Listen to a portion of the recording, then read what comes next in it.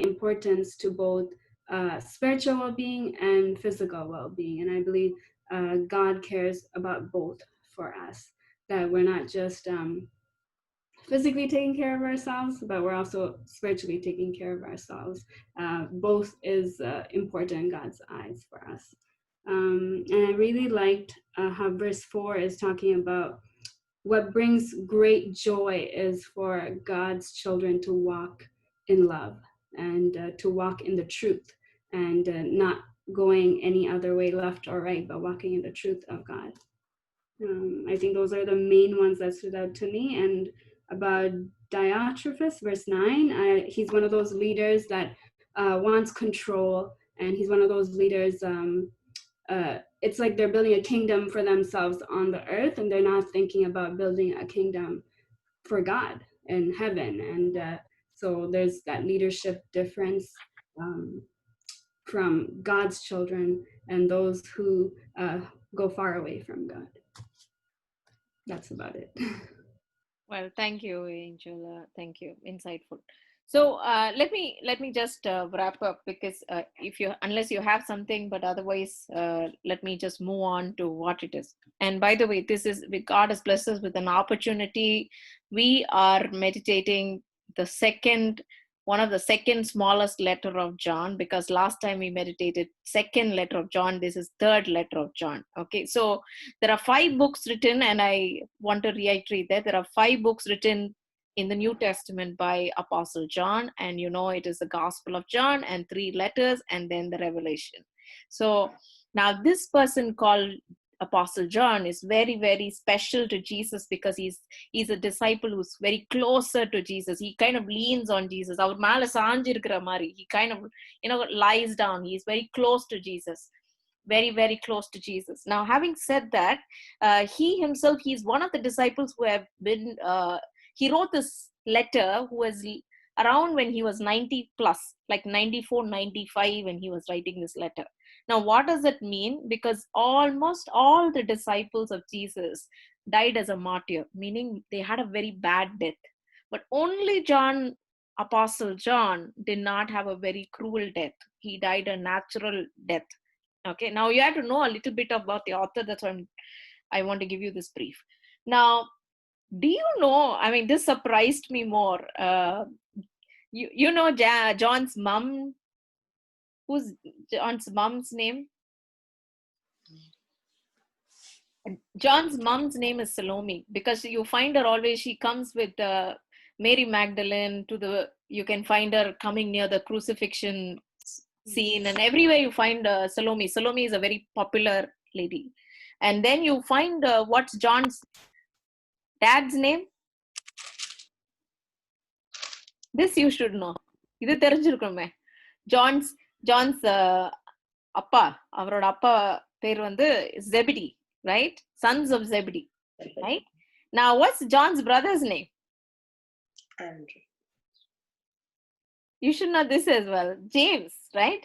So James and John were hanging out together, and God caught them. Jesus caught them together. So now, to talk about the family, this family is a very, very spiritual family. You have to understand where they are coming from. Now, they are fishermen in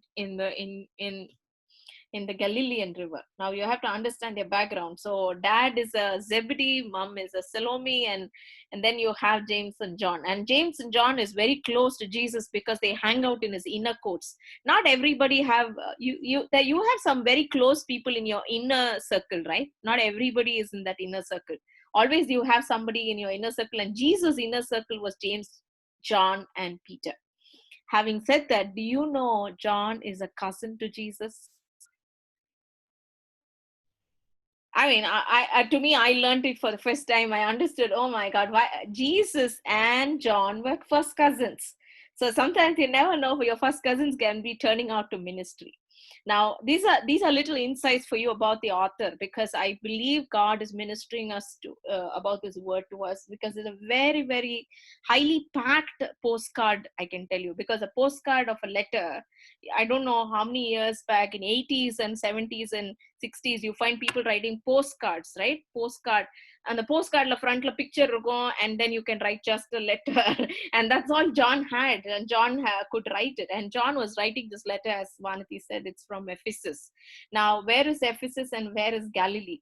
He was a fisherman in Galilee, and God from Galilee to Ephesus. That's the story from where he is 95 years old. So the letter was, otherwise these James and John are called the sons of thunder. Right? Sons of thunder. They're called Boanerges. People look at them as thunder whenever because they're very firm and they have certain practices, and they're very authoritative people, because these are the very highly Jewish people. They don't want to compromise and all that. Now, that is when such an author, he transformed, he's one of the only disciple who has spoken enough about love. Because love is not his personality. Most of the time we think John talks about love. He's the only one who talks about John 3:16. He says love, love, love. But he's not of love, because you don't forget, his mom and dad went and asked, or he himself went and asked Jesus, can I be on your left side, right side, my brother and myself? They are power hungry people, actually. Prestige conscious people.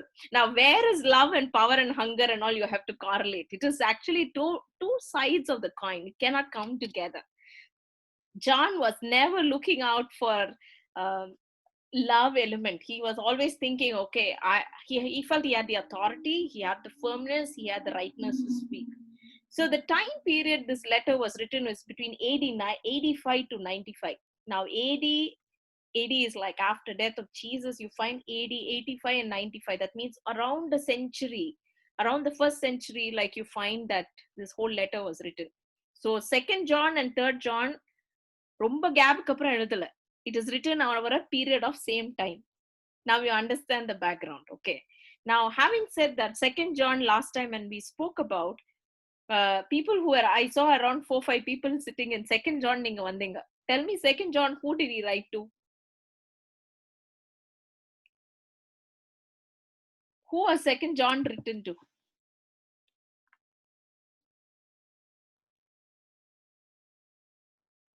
To the lady. To the lady. Yes, Martin. All chocolates to you from the box. To the lady. And whereas you see the 3rd John is written to a man. So God is a God of equal gender, right? So he is like, he gives a balance of giving women importance. The 2nd letter is to the women, and the 3rd letter is to the men. Now, I want to tell you, because to the chosen lady he talks about. Now, both these letters are to people who are in the church. Now, please, you have to understand that they are not written to unbelievers. They are written to believers who are in the church. Now, to the lady he wrote about, and he said, hey, be careful. You don't open your house to false teachers, because there are a lot of people. I told you those days there are no hotels and restaurants or motels and where people can just pick up and stay outside. When the missionaries or pastors or evangelists who want to travel, they used to take the houses of wherever they are, and then they stay up, right? Now this lady was opening the house to all the false teachers, because she was so open in love. Now you understand? Now there are men, the other side, who have reservations opening. For example, I told you 2nd John, this lady was opening the door so much. So many people came inside, and John was saying, hey, don't open to all the people. You have to be very careful about whom you open the door to. But 3rd John is very interesting. He talks about a man called Diotrephes. He says, like, don't be like him, because he's not even opening the door. In fact, he was throwing the people, whoever opening the door. Now, why am I explaining this? It talks about a lot of balance. My friends, I want to ask you, the balance is how much you open the door. Whom should I open the door? When should I open the door? Unless we know that, we miss the element. So this is the primary difference between 2nd John and 3rd John, because it is written at the same period of time. And who the people who received it. I just thought I want to give you 2 major takeaways we have to keep in mind about this book. Is this: it talks about, I told you, is written to people who already know Jesus. So it's not written to some unbelievers. It is people who already know word, who believes the word. So that means it is written to Christians. Okay, I have put it in 2 Christian behaviors, which you will remember easily, because they are the sons of thunder and they have given it very nicely. The first thing is Christian hospitality. First C is Christian hospitality. அப்படினா என்ன? What is hospitality?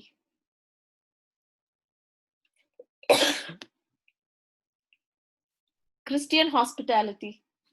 Showing kindness to others. Kindness. Yeah. And how is it different from a non-Christian hospitality? How is it different from a non-Christian hospitality?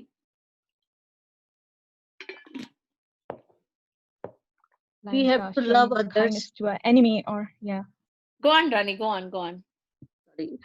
We have to love others how God loves them and God sees them. Okay.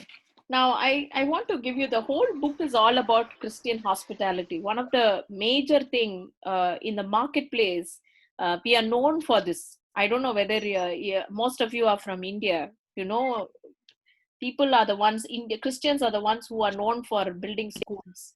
Christians are the ones known for hospitals. Christians are the ones for social care. Christians are the ones who are known. I'm not talking about Canada, at least in the East Asia I'm talking about. Christians are known for that. Correct? Now, Christian hospitality is about, it operates on fundamental principles. Now, I want to give you about these 2 principles, and then you will understand what I'm trying to say. It's a little bit of theology, but this theology is very important. But it doesn't operate one without the other. Now, first, let me explain to you what is this principle. The principle of Christian hospitality. What principle it operates? What do you mean by principle? அதாவது என்ன ஃபார்முலால இது operate ஆகுது? இந்த formula இல்லைன்னா it doesn't operate at all. For example, I asked you, there was a lady who opened the door big. She doesn't know who she is opening to. She opened to false teachers also.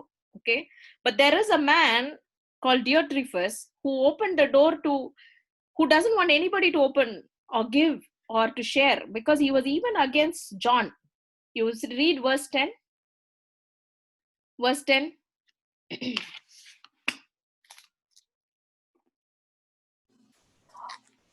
ஆனபடியினால் So, if I நான் come- வாசிங்க sister. read it. Sister, read பண்ணுங்க. You have to read it. Verse 10. ஆனபடியினால் நான் வந்தால் அவன் எங்களுக்கு விரோதமாய் பொல்லாத வார்த்தைகளை அலப்பி செய்து வருகிற கிரிகைகளை நினைத்துக் கொள்வேன். அவன் இப்படி செய்து வருகிறதும் போதாமல் தான் சகோதரரை ஏற்றுக்கொள்ளாமல் இருக்கிறதும் அன்றி ஏற்றுக்கொள்ள மனதாய் இருக்கிறவர்களையும் தடை செய்து சபைக்கு புறம்பே தள்ளுகிறான். So here you have Diotrephes, who, if you help, அதாவது நீங்க help பண்ணா கூட, he is anyone helping John. Mind you, this is all happening inside the church. The church politics you hear, right? Inside the church, he says, like, you know, anybody with that John, you're not part of this church, I'm expelling you outside. He's, in a way, he's throwing them out of the church. Okay? Now, this person is not opening the door. That is what I'm trying to say. So, what is the balance here? The principle it operates is this. The balance here is, one side is truth, one side it's love. It's, if you take a coin, it's not one without the other. It's one with the other. Now, there are 6 times you find the word called truth. Let me just give you the count, how much John writes about the truth. You can see in verse number 1 where he talks about, I love whom I love in the truth. Verse 2, verse 3, he says faithfulness to the truth. Verse 3 again, he says walk in the truth. Verse 4 again, walking in the truth. Verse 5, he says together for the truth. And then he says, verse 6, he says testimony is true. That is our, even by the truth itself. That is verse 11. Verse 12, you find that. Now, what I'm trying to say, the word truth. Truth, what does it mean? Truth na enna? What he is trying to say by the word? Jesus is the way. I am the way, the truth, and the life. Lovely, Marlene. Second, so whenever you say the word truth, second it talks, one is Jesus, second it talks about the word of God, right? This is the truth. Now, when you want to understand the word truth, தமிழ்ல தேவன் சத்தியம் தேவன் சத்தியம் தேவன் ஒளியா போட்டிருக்கா? இருக்கிறார், அவரிடத்தில் எவ்வளவு இருள் இல்லை, அந்த அன்பில் இருள் இல்லை. Vijay, in Tamil it is truth, is it? Truth is satyam, right? Yeah, உண்மை. Unmai. And you find this is a, you find this word again and again repeated, because he is very clear that one I do it in truth, but I need to strike it along with love. So you cannot say one cannot work without the other. For example, even I'm just giving an example, even if you want to share the gospel, you cannot do it without the truth. You may say, I'm saying the truth, I'm talking about Jesus, but you do not show love, no one will accept your truth. Right? So it doesn't go one without the other. That's what you can find again. You can find that more and more coming in Ephesians and other books of the Bible. You find that truth, emphasis on truth alone. Okay, truth comes around 6 times in this book, which I don't want you to miss the emphasis. Now, the second thing I want you to, the second principle you find is, as you find, this is very interesting.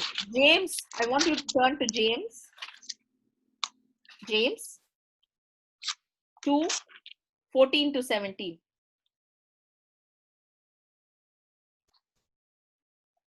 Tamil is யாக்கோபு 2:14 James 2:14 to 17. 2:14. Anyone you want to read? Okay, 2:14 இருந்தா 2:14 to 17. அவனவன் தன் சுய இச்சையினாலே இழுக்கப்பட்டு சிக்குண்டு சோதிக்கப்படுகிறான். பின்பு இச்சையானது கற்பந்தரித்து பாவத்தை பிறப்பிக்கும். பாவம் பூரணமாகும் போது மரணத்தை பிறப்பிக்கும். James 2:14-17. James 2. Oh, sorry about that. Okay. English, okay. Okay. Yeah. What doth it profit, my brethren, though a man say he hath faith and have not works? Can faith save him? If a brother or sisters be naked and destitute of daily food, and one of you said unto them, depart in peace, be warmed and filled, notwithstanding ye give them not those things which are needful to the body, what doth it profit? Even so, faith, if it had not works, is dead, being alone. Faith by itself, if it is not accompanied by action, is dead. So Dead. how we studied about love and truth, another principle it operates is faith and works, or faith and deeds. Now, one side of the coin you have faith, the other side of the coin you have deeds. That is why when you see, if somebody says, that's what James write to you, oh, you may be having great faith and all that, but if somebody comes and say, hey, I'm really cold and I need a jacket, you can jolly well cannot say, I'll pray for you, brother, sister, you go, let's see. Hey, I feel cold, can you give me a jacket? No, I'll pray for you, sister. You cannot say that. Now, what he is saying is, you need a jacket, I have to see how I can make it. That is faith and deeds going together. Now, what John is talking about is truth and love going together, faith and deeds going together. So whenever you find a Christian saying, oh, I have a very super duper faith, but you don't show it in your works, you're dead. You're like a dead body. It's like a dead body. Now, why am I saying these are very high principles for Christian hospitality? Okay. Now, you cannot compromise one without the other. You may say, I have a lot of, I follow the Bible, I do everything, but you don't show love, you're still gone. There are a lot of Christians who do that. But there are a lot of Christians who have a very tremendous high faith, but they don't want even to show 1 inch of works for it. Now, doing works is not something where you you doing it for your righteousness. No, but faith has to be shown in works. அன்பு நிறைய இருக்கலாம், ஆனா அது வெளியே காண்பிக்கிறதுக்கு வந்து நம்ம செயல்படுத்துறது ரொம்பவே அவசியம். சோ அன்பு இல்லாத, அதாவது விசுவாசம் இல்லாத, செயல் இல்லாத விசுவாசம் செத்துதுன்னு சொல்லுவாங்க, right? It's faith without works is dead. Like that, your truth and love doesn't go together, it's dead. Now, why am I talking about this? You have to understand there is a word in Christian hospitality.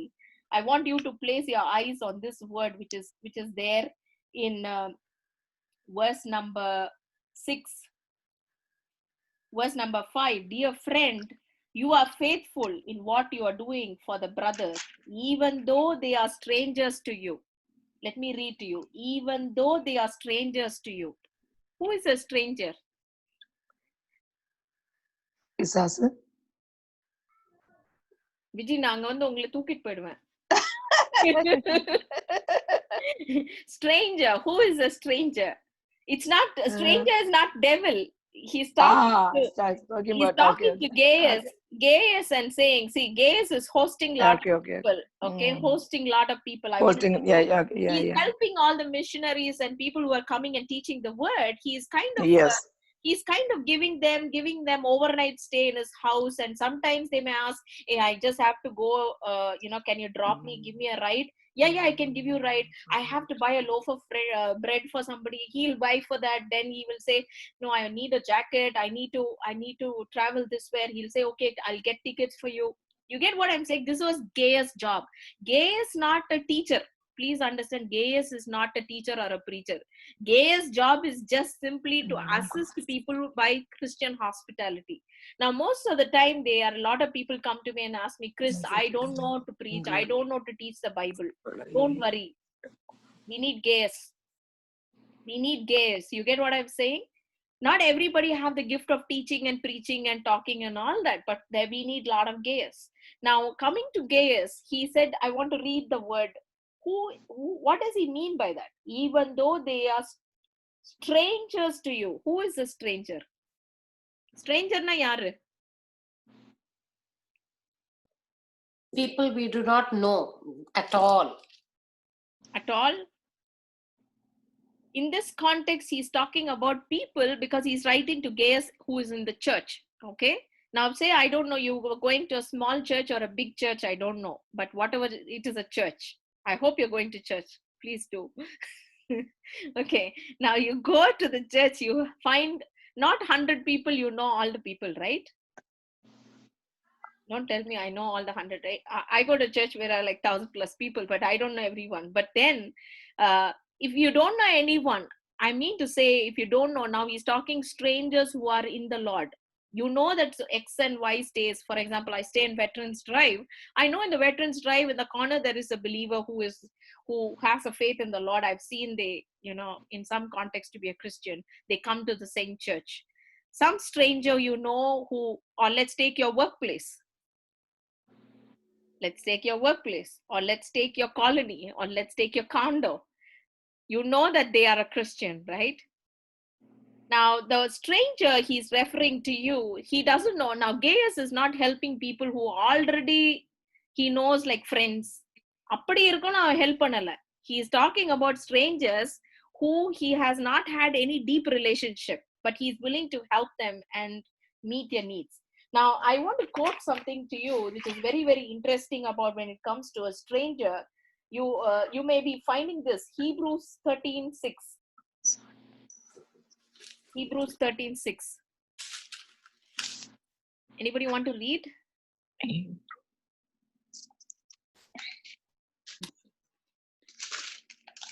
So that we may boldly say, the Lord is my helper, and I will not fear what man shall do unto me.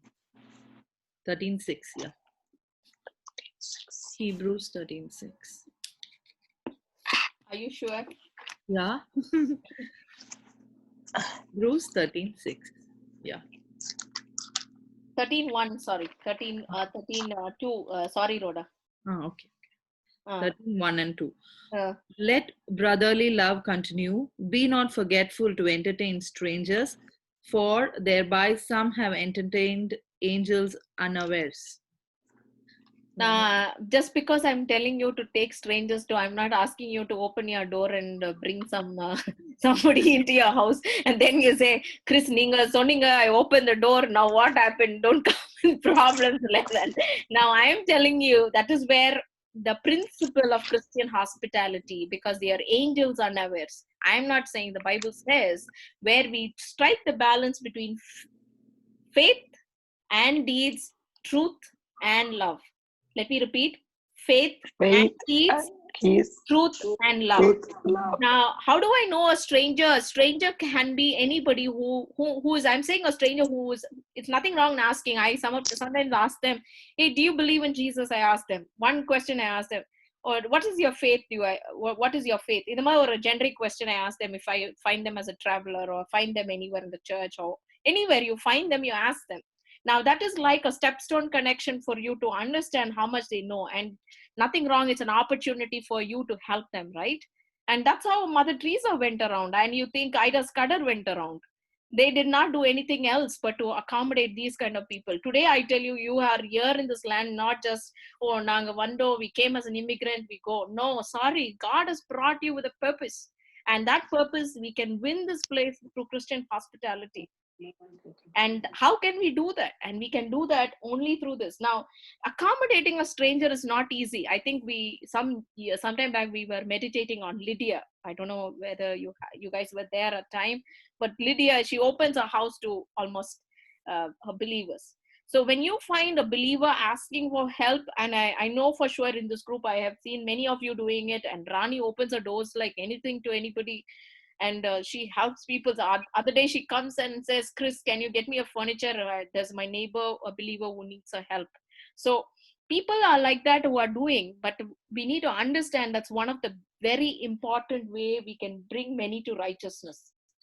Okay, now one is Christian hospitality. I told you the principle it operates, and the way to do it would be like, it could be first time you're doing it for someone, and no point in doing the same thing to the same person again and again, right? There are a lot of people you have to reach out as well. So you have to think, who are those strangers? And Gaius was doing it, and we need to find opportunities, because when you do, and you saw Abraham doing it, and he accommodated angels inside his house. So when you mean the word strangers, I'm not talking about devil or unbelievers. I'm talking about believers, because John is very clear, don't bring unbelievers and trying to do. But if you know somebody is a believer, I mean true believer, that's when you should be trying to see, oh, that true believer is not from my caste, from my class, from my language, my ethnicity. Enga oor illa adanal na help panna maten illa. Right? Trying to see how we can do it. Now, the second piece I want to talk about is what the second takeaway. One is Christian hospitality. Second is Christian testimony. Yeah. Now, the first hospitality John brought in Gaius as an example. The second, for Christian testimony, he brought Demetrius as an example. I think you should know about Demetrius. Now, let's read about Demetrius. What do you read about Demetrius? Please read Demetrius. Who is Demetrius? Verse 12. Verse 12. Demetrius, verse 12. Demetrius had good report of all men and of truth itself. Yeah, and we also bear record, and ye know that our record is true. Now, why? I saw Vanti hinting about testimony. Now, at least I see in the Western world, this is so common. People use this word. We don't care what others are thinking. We don't care about what others are thinking. As long as my conscience is right, I will do. நான் யாரையும் பத்தி அவன் என்ன think பண்றான், நான் என் கான்சியஸ்க்கு எனக்கு கரெக்டா இருக்கேன். You find this phrase so common, especially more common among youngsters today, when they just think, okay, why should I bother about anybody? Now, I want to tell you, when you say Acts 1:8, you will receive power and you will be my witnesses in Jerusalem, Judea, Samaria. Now, the testimony and witness goes together. What is testimony and what is witness? I'm not saying witness means you have to go witness Christ. You get what I'm saying? Your life should be a witness per se. So testimony and witness goes together, but when we have the Holy Spirit, the witness is a important factor. Now, why I'm telling you witness is testimony and witness is an important one. There are generally people say, I don't care what others are thinking, but there is a very nice example to say that you may not care what others are thinking. You may say, I'm not responsible for what they think, but you are responsible for what you feed them to think. Let me repeat it. You are not responsible for what they are thinking, but you are responsible for what you feed them to think. For example, you find Chris in a wrong place. I'm just saying. That's it.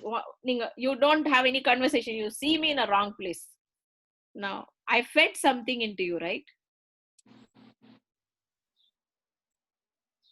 I'm just giving you an example. What you can always feed. For example, we are doing a Zoom call. 55% is non-verbal. What you feed, every minute we are feeding information to somebody. You are on social platform. You're feeding information to someone. So many people are forming some takeaway from you, right? And second thing I want to tell you, why did Paul use this word? I really can't think that's the highest element for Paul to say that. 1 Corinthians 11:1.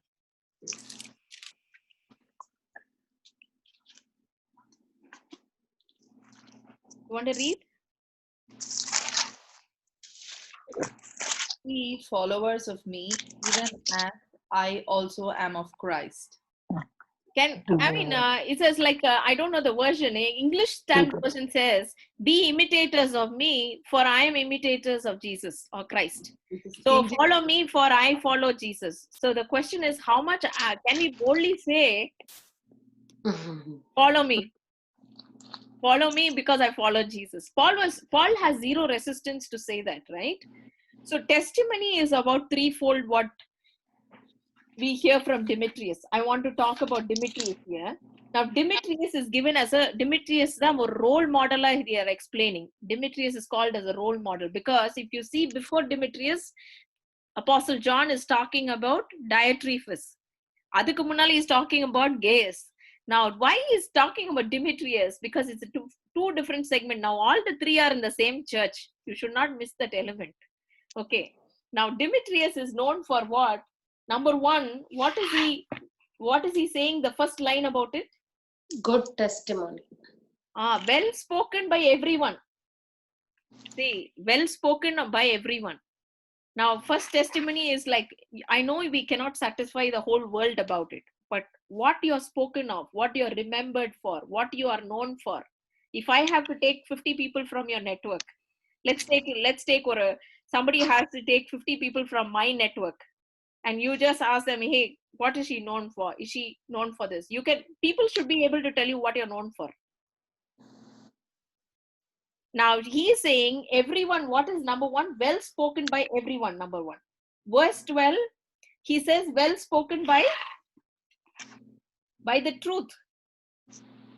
Truth itself. By the truth itself, he is well spoken. அதாவது எல்லாரும் நல்லா இருக்கான்னு சொல்றான். ரெண்டாவது, the truth is also saying that. Truth is, of course, what I told you is the standards of Jesus and the word of God I told you. Now, thirdly, he is getting also a recommendation by whom? By Apostle John himself. When he says, Demetrius is well spoken by everyone, even by the truth itself. We also speak well of him, and you know that our testimony is true. Now, why am I talking about this testimony? It's a very important factor. Now, you get every opportunity. How much you get an opportunity to do hospitality, you get so much, you get an opportunity to do your testimony. Now, the best way I can suggest a simple exercise I would tell you is, make a list of people. Just relax and take a list of people you meet in a casual day. Right from the day you open the door till the time you close. I'm saying not just physically you meet, also digitally you meet. You get an opportunity, right? Now, every person you can make an opportunity to for your testimony, because they are making an evaluation about you and your faith. What are you known for? Now, you make a list of people. It could be when you open your door, it could be a condo next neighbor, it could be, or it could be a neighbor outside, or it could be your grocery store, or it could be anybody. What are you known for? So make a list of that. And what you have to do is, magic doesn't happen. Now, I want to tell you one thing. Hospitality testimony doesn't happen out of miracles, because most of the time they think, okay, I become a Christian, tomorrow morning my hospitality will go 100%. No, nadakadu. Why? Because that's why you find there are very good Christians but zero in hospitality. Romba stingy, very stingy there. Why? Because no magic happens. Because it's a work which you need to work and cooperate with the Holy Spirit. Only then you can see results. Now, likewise, testimony is not something just because I have a Christian name, half my name can have Christ in it. But if I do not have a testimony, no magic happens. People think, okay, I change my name, I change my lineage, or do something, everything will change. But testimony matters. It's because it needs a homework. It needs a intentional homework. So I want to encourage, that is the two takeaways for us when we think about what Apostle John talks about. Shall we just commit and pray? God of heavens, in Jesus' name, Lord, we have fallen short. It's so nice you have told us the balance about Christian hospitality. Even in your old age, you want to reiterate the thing about truth and love. Truth and love. I may have the truth, but we don't have the love, we still lose the game. We may have the faith, and if we do not have the deeds, we still lose the game. Help us to embrace strangers. There are many a time we got scared of them, or resist them, or refuse to accommodate them. Let your Holy Spirit work in our hearts and minds as you worked in Gaius' heart, Demetrius' heart. Let it work through our hearts and minds, oh Father. Right now, Lord, you said you have kept us as salt and light. The testimony matters. What others think of us matters. What kind of information I feed into them matters. And each one of us are responsible for it. Lord, I give myself. We give each one of us right now. You work through our hearts, our spirit, soul, and body. As Angel said, oh Lord, it's not just the body, it's the spirit, this wellness in the spirit. You build us. You make us more like you. In Jesus' name. Amen. Amen. Amen. Amen. Hallelujah.